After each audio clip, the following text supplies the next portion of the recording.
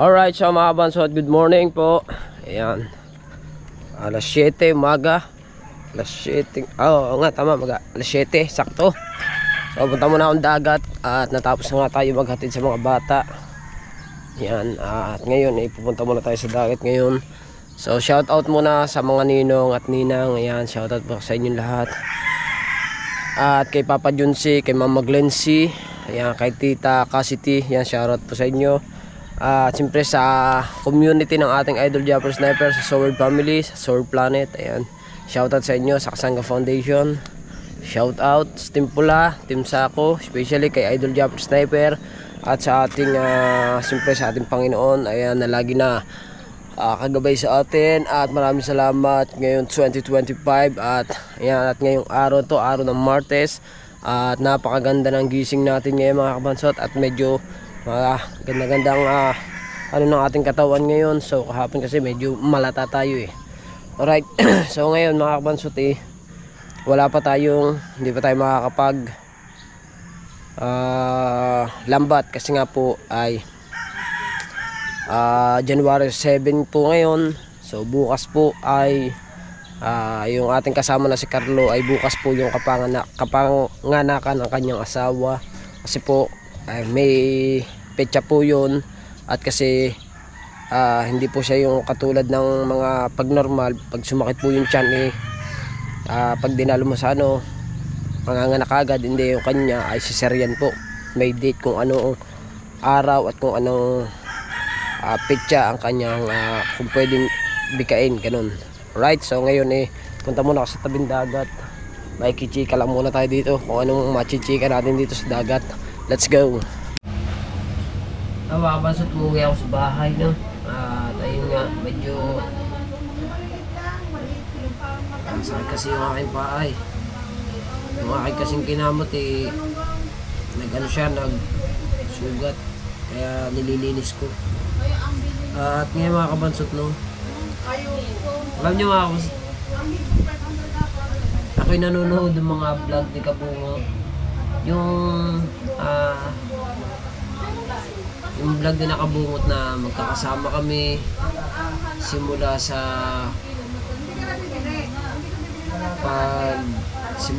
pinanood ko mga kabasot. Namura na ako ng asawa ko sabi ko makapanood na nga lang ng vlog ni Kabungot. Ayun, simula mga kabasot nung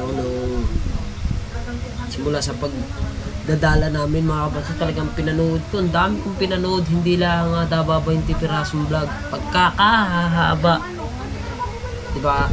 Sumundo ako sa diba, ako yung naghatid ng mga bata kahapon sa school, at pagkatapos ko maghatid di nag-vlog ako. Pagkatapos ko mag-vlog nun, hindi in-upload ko. Ngayon pagkatapos ko siya i-upload mga kabansot, natapos na, na-public ko na, okay na. Nanood na ako ng vlog. Nanood ako ng vlog ni Kabungot. Doon, umpisa kami sa inumpisahan ko sa pagdadala namin. Sabi, pagkakahaba pala nun. Mayroong 1 oras at kalahati. Daytime na hindi mo na pala oo nga, tama, sa pagdadala. And then pinanood ko rin yung mga paglalako namin ng isda, hanggang sa pinanood ko yung paglalagarete namin. Hindi pa pala lagarete mga kabansot, hindi pa pala lagarete yung lambat ni Kuya Japper noon.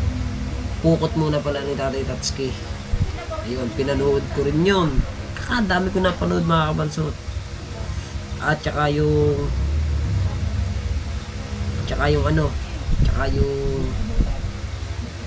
paglalagarete nga. Grabe. Sobrang nakakamiss yung mga ganung mga nakaraan, no? Yung mga memorize sa paghahanap buhay namin, sa paglalambat, and then sa pagbablog. Masaya mga kabansot, sobrang saya yung mga kasi mga pinanood ko mga kabansot. 2 years ago, 3 years ago ko nang 3 years ago, 2 years ago na vlog ni Kabungot. So binalikan ko talaga siya at talagang pinanood ko. Grabe, sarap sa pakiramdam at sarap balikan ng mga nakaraan mga kabansot. Yung mga time na magkakasama kami ni na Bingo, si Jerwin Official, si Randy Puno, si Daddy Shark, si Kasilong, ako, si Pangulong Kabungot, at saka si Imar. Yung kaming pitong Team Gunggong. Grabe, nakakamiss talaga. Pinanood ko yung mga bawat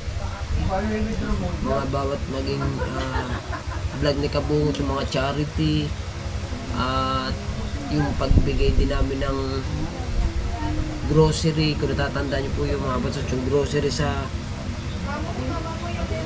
nung kami naglalambat, nung nakakita kami ng mag-asawa mga kabansot na na ang tanging bangka lang nila mga kabansot yung tanda, alam niyo po ba yung sa rep, yung stereo po ng rep, yun isa yun, panood ko rin yun talaga mga kabansot. Talagang tinapos ko yun, grabe, hanggang sa nagka-meron na siya namin nag-sponsor sa kanya na bangka, grocery, tsaka bigas. So ang nag-sponsor nun mga kabansot, hindi ko nakakalimutan, ang nag-sponsor ng bangka na yun doon sa mag-asawa tsaka yung grocery ay si Sir Wilfred Bintik. Ayan, kamusta na kaya si Sir Wilfred Bintik? Shoutout sa iyo Sir Wilfred Bintik, at sana ay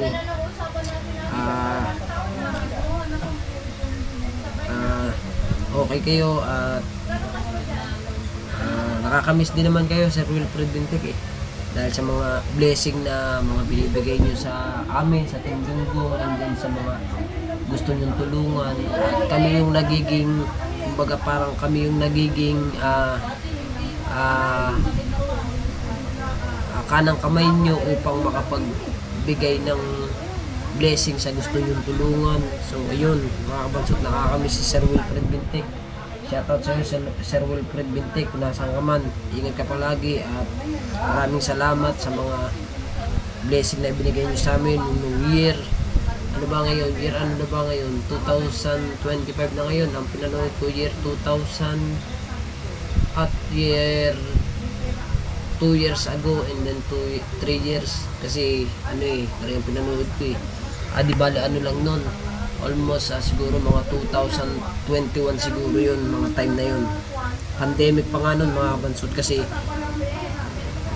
pandemic pa ngayon kasi lahat kami mga nakamas pa nun nakamas pa, naka face mask pa kami nung mga time na yun.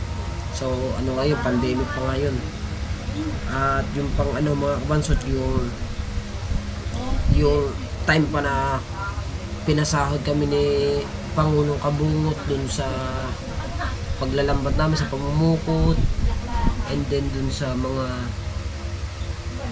lagarite, di ba? Napakasarap dun sa nakakamiss talaga yung bawat paglalambat namin. Ang saya namin dito, luto kami doon, kain kami din So nakakamiss yun mga kabansot. Di ko lang alam mga kabansot kung yun ibabalik pa namin yung mga time na magkakasama kami ng tropang Gunggong, no? Sana mga kabansot mabubuo yan mga kabansot, makukumpleto uli siguro kami kung uuwi dito si Pangulo dito sa Buana, kung pumunta siya dito. Kaso nga lang mga kabansot, parang hindi na ata mangyayari yun, kasi gawa nga ng napakarami ng ni Kabungot. Sobrang napakarami niyang ginagawa, busy siya, kagaya dun sa kanyang 2 anak, kay Mati at kay Bricks. Then meron pang yung kanyang inaalagaan pa na mga baboy.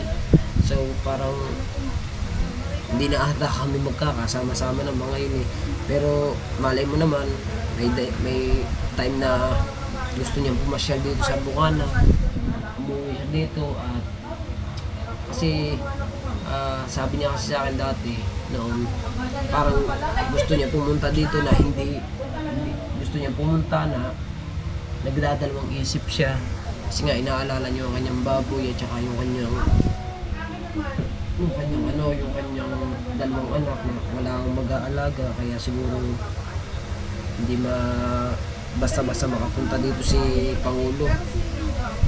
So sabi niya dito, pag siya pumunta din bubuuin niya raw uli kaming tropa ang Gunggung. Kumbaga parang isa-isahin niya yung, halimbawa ako, pupuntahan niya ako dito, magiging magkasama kami dalawa. Pupunta namin si Bingo, magiging magkakasama kami tatlo. Punta namin si Daddy Shark, magkakasama kami apat. Punta si Randy, magiging 5. Puntahan si Kahaw, magiging 6. Puntahan si Kasilong, di 7. Kumbaga balik na uli kami sa team namin.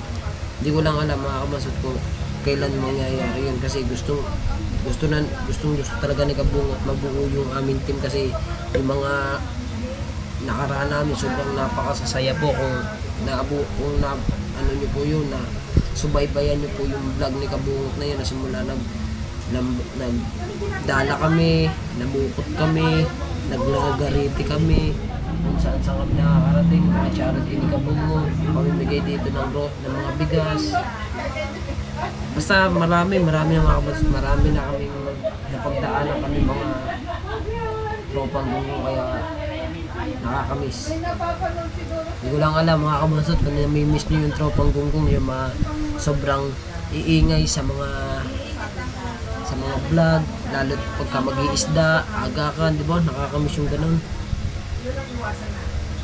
Meron pang time mga kabansot na sa paglalagaritin namin, ipinahiram pa kami ni Idol Japri Sniper ng kanyang bangka na dati yung si Mary Ann, ayun pa kasi yung pinahiram sa amin dati ng Kuya Japri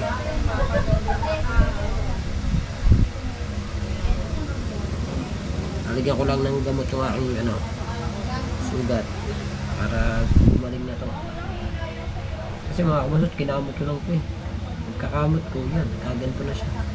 Siguro mga kamansot, mataas yung aking mataas yung siguro yung sugar ko, kaya nagagan. Kamot lang, naging naging talagang totaling sugat na talaga. Diba? Alright, tapos na natin gamutin. Ayan. Tapos na. Pero mga kamansot, tayo nga at natapos na nga tayong maglinis ng ating sugat. Medyo kulimlim ang kalangitan natin mga kamansot medyo kulimlim. Parang ulan pa. Ang birang buhay. So, siyempre, mga kabansat, yung shinare ko lang po sa inyo yung mga napakadami kong vlog ni Kabungot yung aking napanood, mga kabansat. Pakita ko lang sa inyo. Sobrang dami ko talagang napanood. Sobrang dami. Pasensya na kayo, mga kabansat. Nandito lang ako sa loob. Nagbablog ngayon. Dahil nga po pumunta ako sa dagat kanina, naman, baga parang wala naman mga tropa doon. Papakita ko sa inyo mga kabasot kung gaano karami yung aking pinanood sa yung vlog ni Kabungot. Sobrang napakarami. Nagsimula ako dito hanapin ko muna. Mga kabansot, vlog lahat ni Kabungot yan, pinanonood ko na yan, diba? Vlog lahat yan. Dito. Nagsimula ako dito mga kabansot Asan yun? Ano naman yan? Yun dito ako nagsimula. Hindi, kay Kabungot. Yung kagabi, yung ako'y nanood. At saka yung isa pa, yung binigyan niya ako inabutan niya ako ng GoPro na nilagay niya sa ano bang tawag dun? Yung pansit na matataba. Ano bang tawag dun? Kalimutan ko na Ano ba yun? Yung basta yun na yun. Ayan Tsaka din teka lang. Dito. Vlog lahat to ni Kabungot. Ayun Ito yung ka-upload lang niya. Matagal naman, 7 months naman. Ayun tapos din yan pag may nakita ko kasi pula dyan sa na yan, tapos yan panoodin. Ito naman hindi ko natapos, pero napakarami ko ditong tinapos talaga ng mga 2 years, 3 years ago. Ayun, tinapos ko talaga lahat yun. Talagang anong oras na ako natulog kagabi mga kabansot. Nasa ko, alas 12 na ata, kakapanood ng mga vlog na to eh. Abira. Kumbaga parang, siyempre namimiss ko lang talaga mga kabansot yung mga nakaraan namin na, kumbaga, moment, o di ba? Pambirang buhay. Nakakamiss talaga yun. Yung pag ano ni Kabungo sa yung tawag ito, yung pagtulong niya sa akin sa mga sa channel ko, yun ang dami akong pinanood. Hanapin ko lang mga kabansot kasi napakarami kasi yung video na ni Kabungot nasa 2,000 ata itong vlog ni Kabungot to 1,000 ba 1,000 video, napakahaba na, napakarami na. Hanapin ko, nasa ano na ako, 1 year na ako eh. Nasa 2 years yun eh. Yan, malapit na, 2 years na to. Yan. 2 years na to. Pag 2 years, ayun o. Dito. Puro tapos yan eh. Walang nalabas.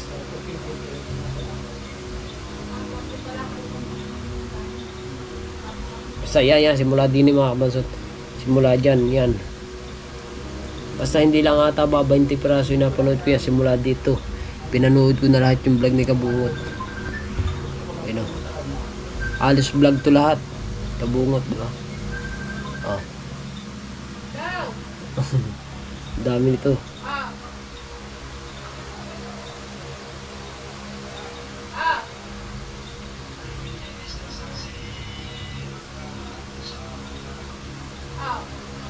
Tsaka yung ang diwatang babae sa San Diego.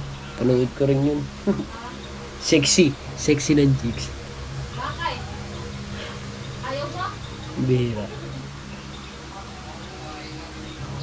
Ayan o, ito yung kami nakahuli kami ng maraming sambilang at saka yung kumain kami malapit sa basurahan. Di ba? Yun ang nakakamiss yung mga kabansot, yung mga ganyang moment talaga eh.